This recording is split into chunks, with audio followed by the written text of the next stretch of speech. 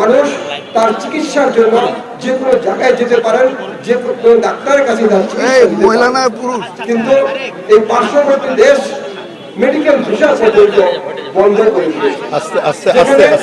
আমাদের ডাক্তাররা বিভিন্ন সময়ে তাদের যে অনুষ্ঠান, তাদের যে কোলাবরেট অনুষ্ঠান, তারা সেই পার্শ্ববর্তী কান্ট্রিতে যান এবং তারা সেখানে তাদের ট্রেনিং নিয়ে আসেন। সেই ট্রেনিং কার্যক্রম পর্যন্ত তারা বন্ধ করে দিয়েছে। তাই আমরা বলতে চাই, আপনারা যদি আমাদের উপরে এই ধরনের এই বাংলাদেশের রাষ্ট্রের যে কাঠামো, সেটি যদি আপনারা বাংলাদেশের জনগণের সাথে বন্ধুত্ব না করে একটি দলের সাথে বন্ধুত্ব করার চেষ্টা করে, তাহলে কিন্তু এই দেশের জনগণও সেটি কিন্তু রুখে দিবে।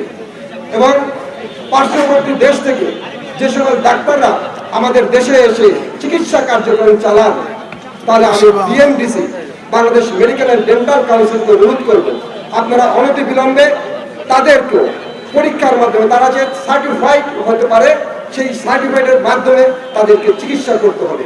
অন্যথায় তারা আমাদের দেশেও কিন্তু চিকিৎসা করতে পারবেন না। কারণ আমাদের দেশে এসে তারা চিকিৎসা করবেন, অথচ আমাদের দেশের রোগীদেরকে তারা অন্যদিকে যাওয়ার জন্য মেডিকেল ভিসা বন্ধ দিবেন না, সেটি যেন বন্ধ হয়।